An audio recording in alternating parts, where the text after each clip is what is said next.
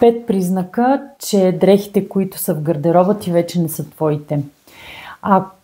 Когато облечеш тази дреха, се чувстваш дискомфортно, непрекъснато се опитваш да я поправиш, да я наместиш, да я нагласиш по себе си и въпреки това не се получава, това е първия признак, че тя вече не отговаря на личността ти. Второто, колкото и да ти харесва, колкото и дълго да я пазиш за някакъв повод, все не намираш време и възможност, ситуация, в която да я облечеш и тя единствено краси гардероба ти. Третото, материята и цвета ти създават агресивност, дискомфорт, нежелание, неприятно чувство, когато ги погледнеш. Ако облечеш дрехата и тя те стяга, притиска, не ти дава възможност да дишаш, това означава, че тя вече не отговаря на сегашната ти личност.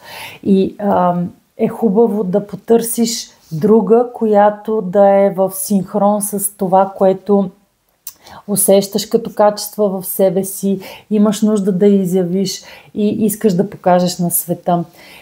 Следващото нещо е това, че когато извадиш тази дреха, много ти харесва, но когато я обличеш, отново се чувстваш все едно не си ти самия, а някой друг, може би предишна версия на себе си.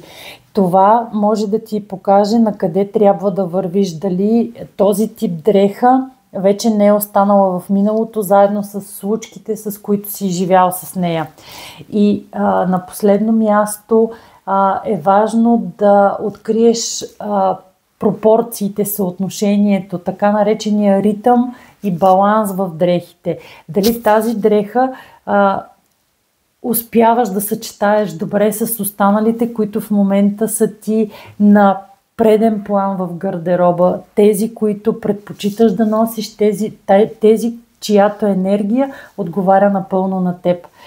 Скоро ще споделя още съвети.